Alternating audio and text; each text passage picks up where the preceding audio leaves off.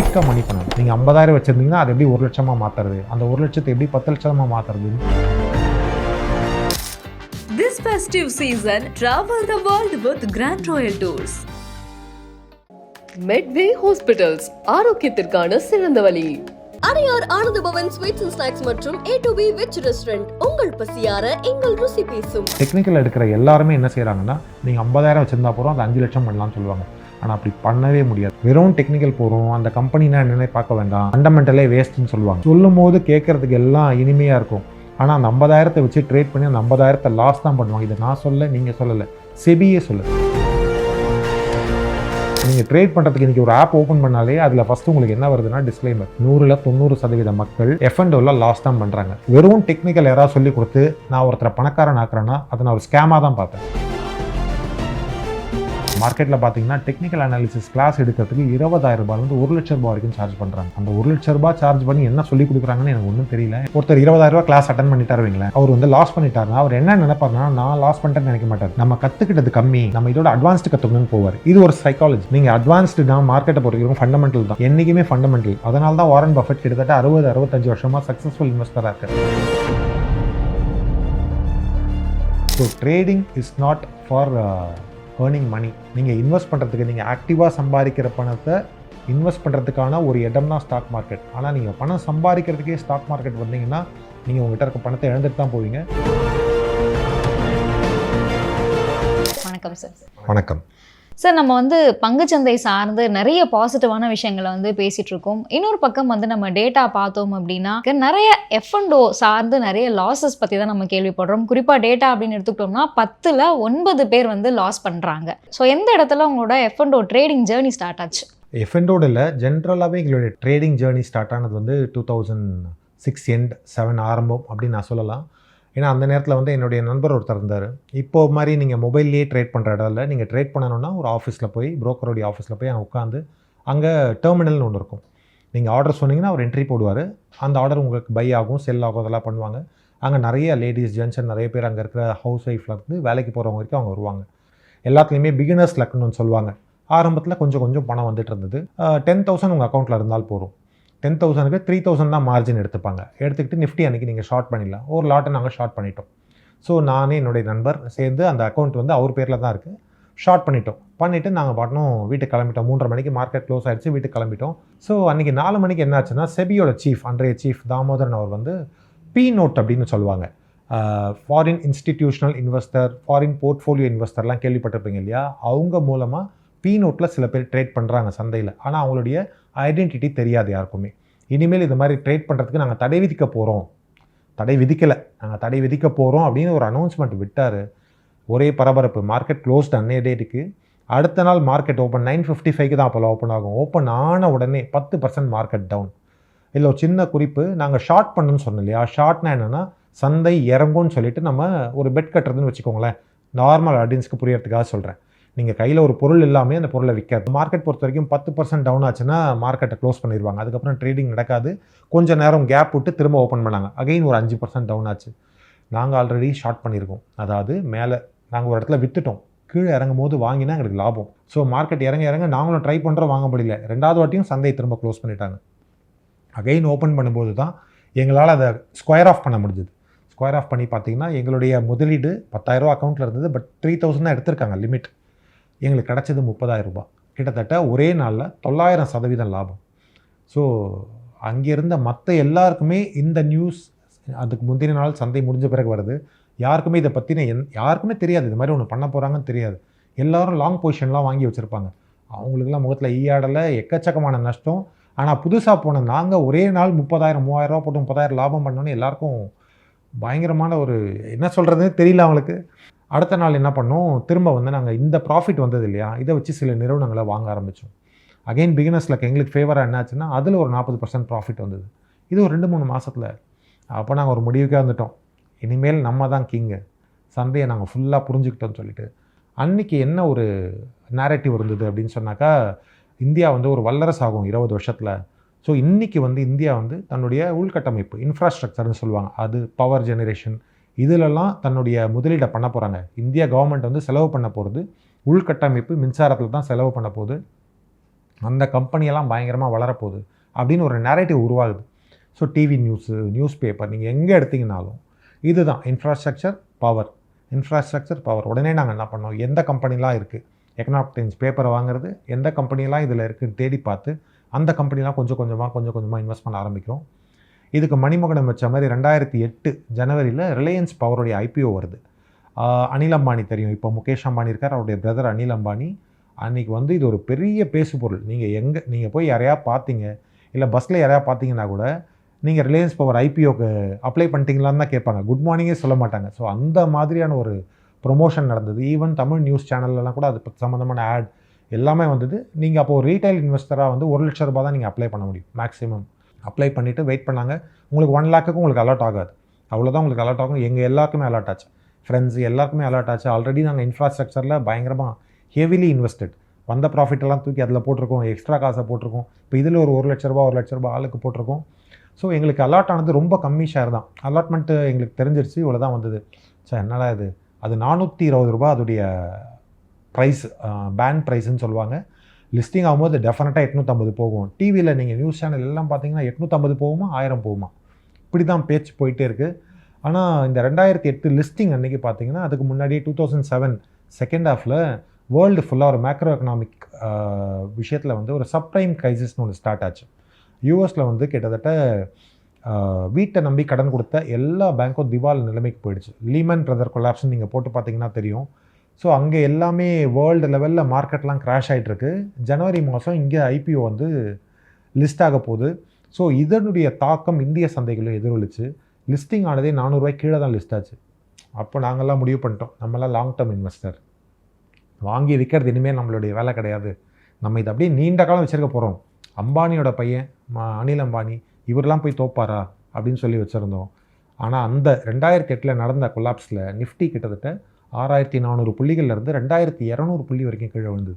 எங்களுடைய ஒட்டுமொத்த போர்ட்ஃபோலியோ கிட்டத்தட்ட ஒரு ₹2-2.5 லட்சம் போர்ட்ஃபோலியோ, 20 வருஷம் முன்னாடி கணக்கு எடுத்துக்கோங்க, கிட்டத்தட்ட 90% அதில் லாஸ்.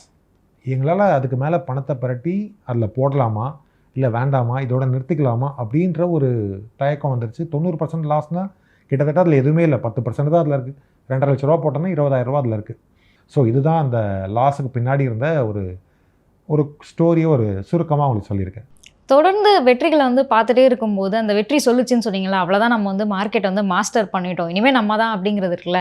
இல்லை இங்கே ஏதோ வந்து தப்பு நடக்குது, நம்ம வந்து லாஸ் பண்ணுறோம் அப்படிங்கிறத எந்த தருணத்தில் கண்டுபிடிச்சிங்க? லாஸ் பண்ண பிறகு தான், 90% விழுந்த பிறகு தான் லாஸ் பண்ணணும்னு கண்டுபிடிச்சோம். நீங்கள் அப்போ கூட பார்த்தீங்கன்னா ஒரு சைக்காலஜி ஒரு பெரிய பார்ட் ப்ளே பண்ணோம் நமக்கு. இது நம்ம தப்பு இல்லை, லீமன் பிரதர் கொலாப்ஸ் ஆச்சு, அதனால் சந்தையில் எதிரொலிக்குது. ஸோ எப்போ நம்ம தப்புன்னு பார்க்க ஆரம்பிக்கிறோமோ அப்போ தான் நம்ம வந்து கற்றுக்கிட்டு வெளியில் வருவோம். இது நம்ம தப்பு எதுவுமே இல்லை. ஒரு ஹர்ட் மென்டாலிட்டின்னு சொல்லுவோம். நீங்கள் பார்த்தீங்கன்னா ஒரு ஆட்டு கூட்டத்தை மேய்க்கிறோன்னா நீங்கள் மொத்த கூட்டத்தை மேய்க்கிறவன், ஒரே ஒரு ஆடை மேய்ச்சின்னு முன்னாடி போனீங்கன்னா எல்லாமே பின்னாடி ஃபாலோ ஆகும். சந்தையில் அதுதான் நடக்கும். யாரோ ஒரு பிரபலம் இருக்கார், அவர் என்ன பண்ணுறாரோ எல்லாரும் அதையே ஃபாலோ பண்ணுவாங்க. இவர் என்ன ஸ்டாக் வாங்குறாரு, அவர் என்ன பண்ணுறாரு, அவர் டிவியில் என்ன சொல்கிறாரு, அது பின்னாடியே எல்லாருமே போவாங்க. ஸோ எண்ட் ஆஃப் த டே பார்த்தீங்கன்னா எல்லாருக்கிட்டையும் ஒரே மாதிரி ஸ்டாக்காக இருக்கும். சந்தை அடிச்சதுன்னா எல்லாருமே ஒட்டுமொத்தமாக லாஸ்ட்டில் இருப்பாங்க. ஆனால் அவர் என்றைக்கோ வெளியில் போய்ட்டுருப்பார், அதெல்லாம் சொல்ல மாட்டாங்க.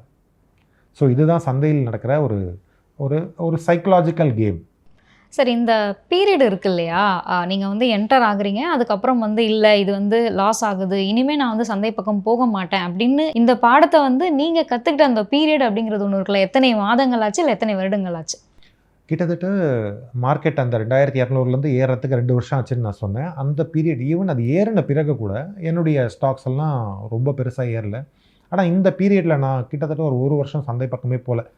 லாஸ் ஆகிடுச்சு, நம்ம இருக்கிற வேலையை பார்ப்போம், இருக்கிறத நம்ம ஏர்ன் பண்ணுவோம், அதை பார்த்துக்கலான்னு சொல்லிட்டு. ஆனால் இதுக்கு நடுவில் நிறைய சில புத்தகங்கள்லாம் நம்ம படிக்க ஆரம்பித்தோம். அதில் தான் வாரன் பஃபட், பீட்டர் லிஞ்ச் அவங்களாம் வராங்க. அவங்க என்ன பண்ணாங்க சந்தையில், அவங்க இதை மாதிரியான காலகட்டம் வரும்போது என்ன பண்ணாங்க, ஸோ இதெல்லாம் நம்ம கொஞ்சம் கொஞ்சமாக படிக்க ஆரம்பிக்கிறோம். இருந்தாலும் ஒரு பயம் நம்மளை விட்டு போகவே இல்லை. திரும்ப 2010 சந்தை மேலே ஏறிடுச்சு. சரி நிதானமாக நம்ம போகலாம், சந்தையில் திரும்ப நம்ம படித்ததெல்லாம் வச்சு நம்ம இன்வெஸ்ட் பண்ணலாம்னு சொல்லிட்டு 2011 வாக்கில் அகைன் நாங்கள் இன்வெஸ்ட் பண்ண போகிறோம். கொஞ்சம் கொஞ்சமாக இன்வெஸ்ட் பண்ணுறோம். திரும்ப 2013 ஒரு க்ரைசிஸ் வந்தது. அது இன்ட்ரெஸ்ட் ரேட் க்ரைசிஸ். யூஎஸில் இன்ட்ரெஸ்ட் ரேட்டை அதிகம் பண்ணி அந்த இன்ட்ரெஸ்ட் ரேட் கம்மியானதால் ஒரு எக்கனாமிக் சைக்கிள், அங்கே ஒரு சின்ன ஒரு ரிசெஷன் மாதிரி வந்தது. திரும்ப சந்தைகள் வந்து 6400 4400 வரைக்கும் திரும்ப கீழே விழுந்தது. அப்பவும் திரும்ப சந்தையை விட்டு வெளியில் போயிட்டோம். ஸோ அப்போ என்ன தெரியுதுன்னா, படிக்கிறோம், ஆனால் அதை இம்ப்ளிமெண்ட் பண்ணல. படிக்கும்போது சரியாக தெரிகிற ஒரு விஷயம் நம்ம இம்ப்ளிமெண்ட் பண்ணும்போது ரொம்ப நம்ம பொறுமை தேவை. நம்ம படிக்கிறதெல்லாம் செயல்படுத்தினா தான் நீங்கள் லாபம் சம்பாதிக்க முடியும். திரும்ப நஷ்டத்தில் தான் அங்கேருந்து வெளியேறேன். திரும்ப இன்வெஸ்ட் பண்ணதையும் அங்கேருந்து நஷ்டத்தில் தான் நம்ம வெளியேறோம். வெளியேறிட்டு 2013 15 வரைக்கும் சும்மா தான் வெயிட் பண்ணுறோம். ஆனால் கிட்டத்தட்ட பார்த்தீங்கன்னா அந்த 2015 2019 எண்டு வரைக்கும் 12,000 போயிடுது மார்க்கெட். 2015 to 19 சந்தை ஒரு நல்ல ஓட்டத்தை கொடுத்து 4,400 12,000 கிட்டத்தட்ட 3 மடங்கு சந்தை வந்து ஏறி இருந்தது. நான் இந்த பீரியட் பற்றி கேட்டதுக்கான காரணம் வந்து சார், நம்ம வந்து சந்தையில் பணத்தை இழந்துடுறோம் அப்படின்னா இங்கே நிறைய பேர் வந்து ஒத்துக்கிறதே இல்லை. இந்த வாட்டி நான் வந்து இழந்துட்டேன், அடுத்த வாட்டி நான் வந்து எப்படியாவது வந்து வின் பண்ணிடலாம் அப்படிங்கிறது தான் இந்த டேட்டா சொல்லுது இல்லையா? திரும்பவும் 10ல் 9 பேர் தோக்குறதுக்கான காரணம் வந்து அதை ஒத்துக்கிறது இல்லை அப்படிங்கிறது தான். நீங்களுமே சொன்னீங்க 12,000 பார்க்கும்போது எனக்கு வந்து நான் எதுவும் பண்ணலையே அப்படின்றது. ஃபைனலாக இனிமேல் எனக்கு ட்ரேடிங்லாம் செட் ஆகாது, இதில் நான் பணம் பண்ண முடியாது அப்படிங்கிற முடிவுக்கு நீங்கள் எப்போ வந்தீங்க? நீங்கள் கேட்குறதுக்கு ஆப்போசிட்டாக தான் பண்ணேன். இப்போது 2015 19 வரைக்கும் மார்க்கெட் 12,000 போயிடுச்சு இல்லையா? நம்ம இப்போது வாரன் பஃபெட்டை படிக்கிறோம், பென் கிரஹாம் படிக்கிறோம், பீட்டர் லிஞ்ச் எல்லாத்தையும் படிச்சிடுறோம். அவங்க சில மெத்தட்லாம் சொல்லுவாங்க. ஒரு கம்பெனியை செலக்ட் பண்ணணும். இப்போ டிஸ்கவுண்டட் கேஷ்னு ஒரு மெத்தட் இருக்குது. அந்த மெத்தட்லாம் போட்டு பார்த்தீங்கன்னா உங்களால் எந்த நிறுவனத்தையும் வாங்கவே முடியாது. அந்த நிறுவனம் அதோட அதிக ப்ரைஸில் தான் ட்ரேட் ஆகும். என்னடா இது எதுவுமே ஒர்த்தா இல்லையேன்னு பார்க்கும்போது அந்த காலகட்டத்தில் வர புதிய நண்பர்கள் இருக்காங்க, ஏற்கனவே இந்த சந்தையில் இருக்க நண்பர்கள் இருக்காங்க இல்லையா? அவங்களாம் எக்கச்சக்கமாக ப்ராஃபிட் பண்ணுறாங்க. யாரை கேட்டாலும் நான் டெக்னிக்கல் அனாலிசிஸ் கற்றுக்கிட்டேன், ஃபண்டமெண்டல்லாம் வேஸ்ட்டு ப்ரோ, நீங்கள் அதெல்லாம் பார்த்தீங்கன்னா வருஷ கணக்கில் நீங்கள் உட்காந்துட்டு இருக்கணும். ஆனால் டெக்னிக்கல் கற்றுக்கிட்டிங்கன்னா நீங்கள் அப்படியே உள்ளே போகிறீங்க, பை பண்ணுறீங்க, ப்ராஃபிட்டில் பண்ணுறீங்க, வெளியில் வந்துட்டிங்கன்னா உங்களுக்கு காசு வரும், டெக்னிக்கல் கற்றுக்குங்கன்னு சொல்கிறாங்க. சரி, நம்ம டெக்னிக்கலையும் கற்றுப்போம், எவ்வளோ பண்ணிட்டோம், இதையும் பண்ண மாட்டோமோன்னு சொல்லி டெக்னிக்கலையும் கற்றுக்க போகிறேன் நான் அப்போ. ஸோ டெக்னிக்கல் அனாலிசிஸ் பற்றி நான் நிறைய படிக்கிறேன். ஒரு கிளாஸுக்கும் சேர்ந்து டெக்னிக்கல் அனாலிசிஸ் கற்றுக்கிறேன். ஸோ இந்த ஹிஸ்டாரிக்கல் படி இந்த இடத்துலலாம் ஏறி இருக்கேன், நம்ம அதை கரெக்டாக காயின் டவுன் பண்ணிட்டோம், நம்மளும் அதில் இடத்துல ப்ராஃபிட் பண்ணலாம் அப்படின்னு தான் தோணுது. சரி, நம்ம டெக்னிக்கலை நல்லா படிப்போம், டெக்னிக்கல் அனாலிசிஸ் படி நம்ம உள்ளே இறங்கி நம்ம வாங்குவோம், ஃபண்டமெண்டல் பற்றி நம்ம பெருசாக பார்க்க வேண்டாம் அப்படின்னு தோணி டெக்னிக்கல் அனாலிசிஸ் படித்ததுனால அந்த மாதிரி உள்ளே இறங்கி சில நிறுவனங்கள் வாங்க ஆரம்பித்தேன். ஆனால் அப்போது கோவிட் வரப்போகுதுன்றது எங்களுக்கு தெரியாது. ஸோ நாங்கள் டெக்னிக்கல் அனாலிசிஸ்லாம் படித்து அதுக்கேற்ற மாதிரி வாங்கி திரும்ப அதே தான், ஆரம்பத்தில் ப்ராஃபிட் வருது, எல்லாம் பண்ணுறோம், திரும்ப உள்ளே போடுறோம், திரும்ப வருது. கரெக்டாக கோவிட் வருது, சந்தையே கிட்டத்தட்ட 70% கிட்ட 60% கிட்ட டவுன். 12,000 பார்த்துட்டு இருந்த சந்தை வந்து 7,200 வரைக்கும் கீழே வந்துருச்சு படம். ஸோ ஃபண்டமெண்டல் என்றைக்குமே போய் சொல்லாது. உங்களுக்கு இன்றைக்கி ஒரு ஸ்டாக் கிடைக்காம இருக்கலாம், ஆனால் 2020 கோவிடில் கீழே விழுந்தப்போ பல பெரிய நிறுவனங்களோட ஸ்டாக் ப்ரைஸ் எல்லாம் ரொம்ப கீழ் விலையில் கிடச்சிது. உதாரணத்துக்கு சொல்லணும்னா டாடா மோட்டார்ஸ் 70 ரூபா வரைக்கும் வந்தது, இன்றைக்கி அது 700 ரூபா. 10 times in 5 years. 10 timesனால் எத்தனை பர்சன்ட்னு பாருங்கள். It is not 100%, close to 600-700% அது ஏறி இருக்குது. ஸோ அந்த மாதிரி நல்ல நிறுவனங்களோட பங்கெல்லாம் அந்த ரேட்டில் கிடச்சிது. ஸோ ஆல்ரெடி ஃபண்டமெண்டல் என்னன்னு படிச்சிருந்ததுனால அந்த கொரோனாவில் ஒரு பெரிய லாஸ், அந்த லாஸ்ன்னு எப்படி சொல்ல முடியும்னா எங்கிட்ட ஸ்டாக்ஸ் இருக்குது, ஆனால் அந்த நேரத்தில் ஒரு சின்ன ஒரு மாற்றம் மட்டும் பண்ணேன். நல்ல கம்பெனி ஸ்டாக்ஸ் மட்டும் டெக்னிக்கலாக அனலைஸ் பண்ணி வாங்க ஆரம்பித்தேன். ஸோ அந்த ஸ்டாக்லாம் தப்பிச்சிக்கிச்சு. வழக்கம் போல் ஃபண்டமெண்டல் சரியான ஸ்டாக்லாம் அகைன் வந்து லாஸ்ட்டில் தான் போச்சு. அகைன் ஃபண்டமெண்டல் நல்லா இருக்க ஸ்டாக் மட்டும் அந்த இடத்துல நான் ஆட் பண்ண ஆரம்பித்தேன். ஸோ இது வந்து என்னுடைய லேர்னிங்கில் எனக்கு கிடச்ச ஒரு ஒரு படிப்பினை. ஸோ அந்த இடத்துல இப்போ டாடா மோட்டார்ஸ் 70 ரூபாயில் இருக்குது. இப்போ டாடா மோட்டார்ஸ் திவாலாகுதுன்னா கிட்டத்தட்ட இந்தியாவே ஒரு திவாலான மாதிரி ஒரு சூழ்நிலைனா, இந்தியா சுதந்திரம் அடைகிறதுக்கு முன்னாடியிலேருந்து இந்த கம்பெனி இருக்குது, 150 வருஷமாக இருக்குது. ஸோ இந்த விஷயம் நமக்கு தெரியணும்னா இதுக்கு முன்னாடி உங்களுக்கு இந்த டாடா மோட்டார்ஸை பற்றி தெரிஞ்சிடணும்.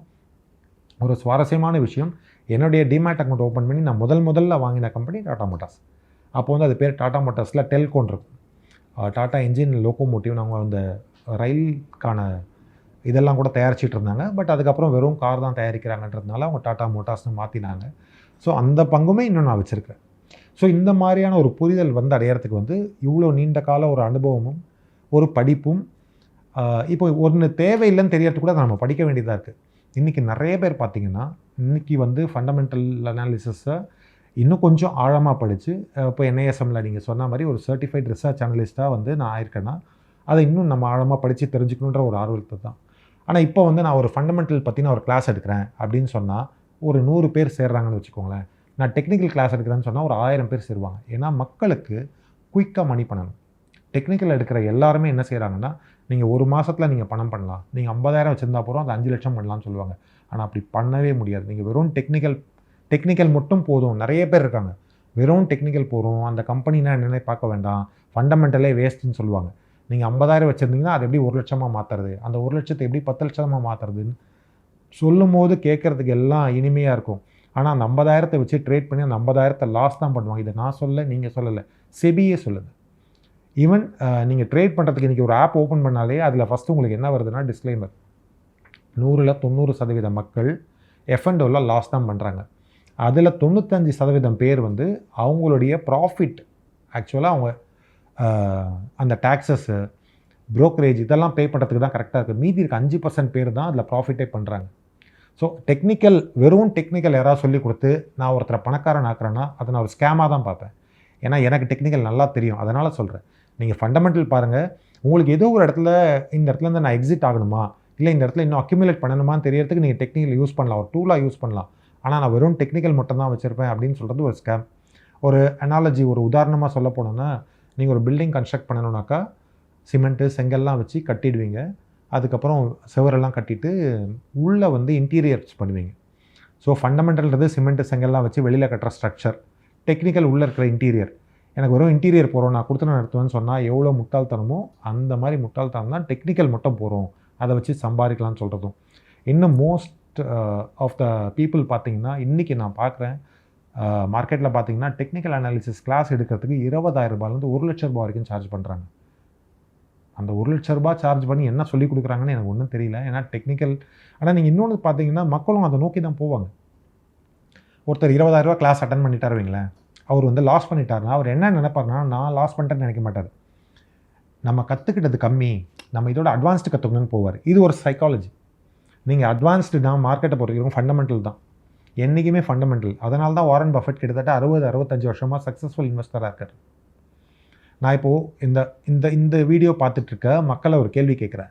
உங்களுக்கு தெரிஞ்ச டாப் 5 இன்வெஸ்டர்ஸ் பேர் சொல்லுங்கன்னா கடகடான்னு 5 பேரை சொல்லிடுவாங்க. டாப் 5 ட்ரேடர்ஸ் பேர் சொல்லுங்கன்னா உங்களால் சொல்லவே முடியாது. ஏன்னா உங்களுக்கு தெரியவே தெரியாது. ஆக்சுவலாக வாரன் பஃபெட்ன்ற பேர் தெரிகிற அளவுக்கு ஒரு ட்ரேடர் ஒரு பேர் தெரியுமா உங்களுக்கு? So trading is not for earning money. நீங்கள் இன்வெஸ்ட் பண்ணுறதுக்கு, நீங்கள் ஆக்டிவாக சம்பாதிக்கிற பணத்தை இன்வெஸ்ட் பண்ணுறதுக்கான ஒரு இடம் தான் ஸ்டாக் மார்க்கெட். ஆனால் நீங்கள் பணம் சம்பாதிக்கிறதுக்கே ஸ்டாக் மார்க்கெட் வந்தீங்கன்னா நீங்கள் உங்கள்கிட்ட இருக்க பணத்தை இழந்துட்டு தான் போவீங்க. நான் அப்சர்வ் பண்ண விஷயத்த சொல்கிறேன். கிட்டத்தட்ட ஒரு 18 வருஷம் இந்த லைனில் இருக்கிறேன்.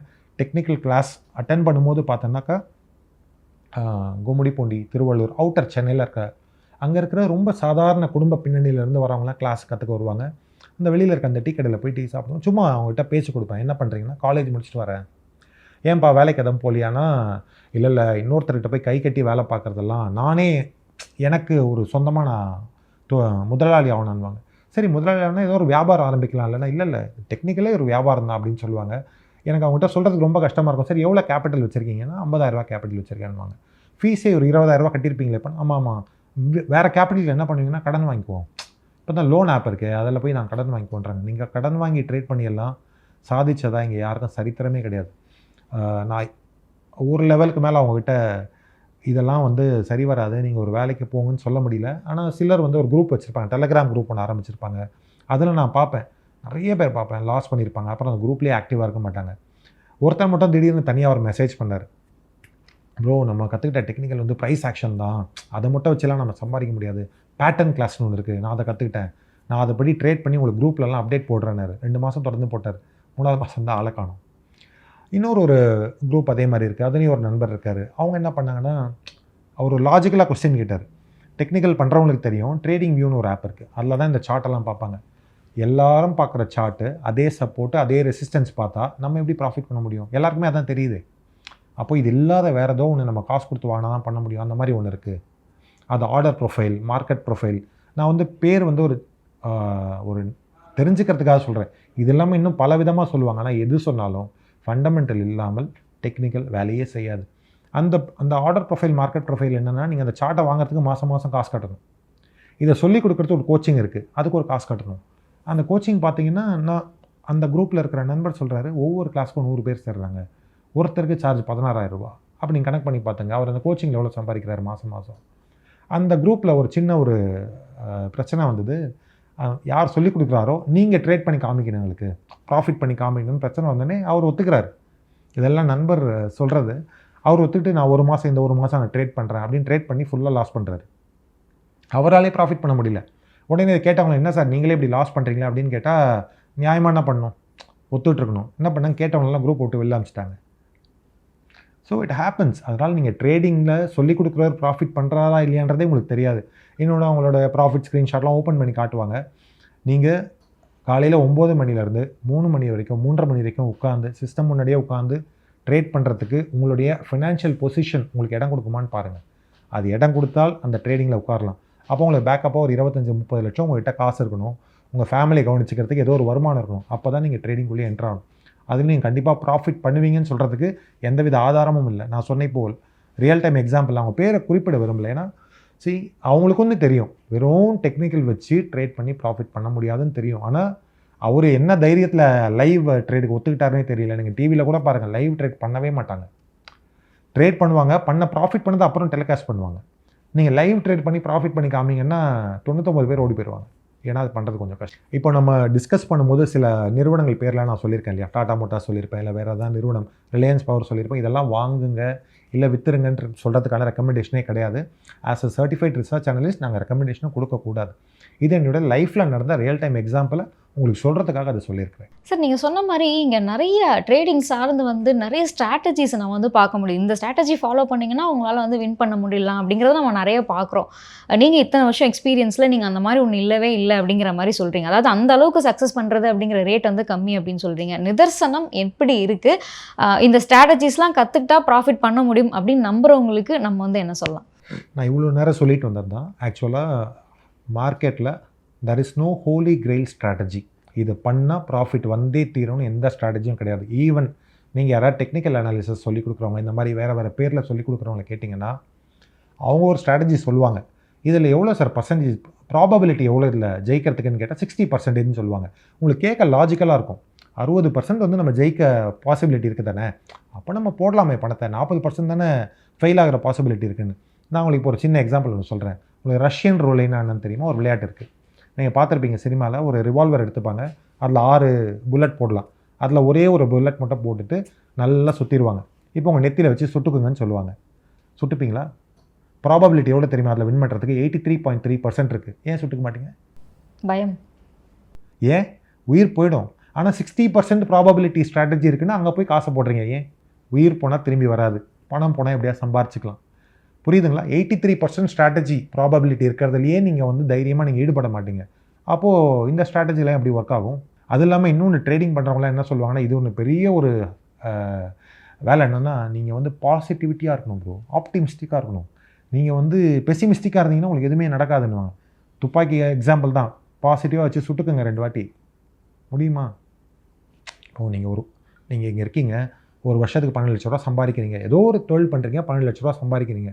சரிப்பா, நான் டேபிள் மேலே 50 லட்சம் வைக்கிறேன், அந்த துப்பாக்கி வச்சு சுட்டுக்குவியான்னு கேட்டால் சுட்டுப்பாங்களா? 50 லட்சம் கிடைக்குது, போட மாட்டாங்கல்ல. ஸோ நீங்கள் பணத்தை அந்த மாதிரி தான் நீங்கள் பார்க்கணும். நீங்கள் இப்போ என்னுடைய எக்ஸாம்பிள் எடுத்துக்கோங்களேன். எங்களுக்கு வந்து வருமானம் வரத்துக்கூடிய ஒரு வாய்ப்பு இருந்தது. அந்த வருமானம் ஆக்டிவ் ஜென்ரேட் பண்ணி இந்த மார்க்கெட்டில் போட்டால் லாஸ் ஆனால் நாங்கள் அதை ஜீரணித்து வெளியில் வந்து இப்போது ஃபண்டமெண்டலாக நிறைய இன்வெஸ்ட் பண்ணி ஒரு இடத்துல வந்து நிற்கிறோம்.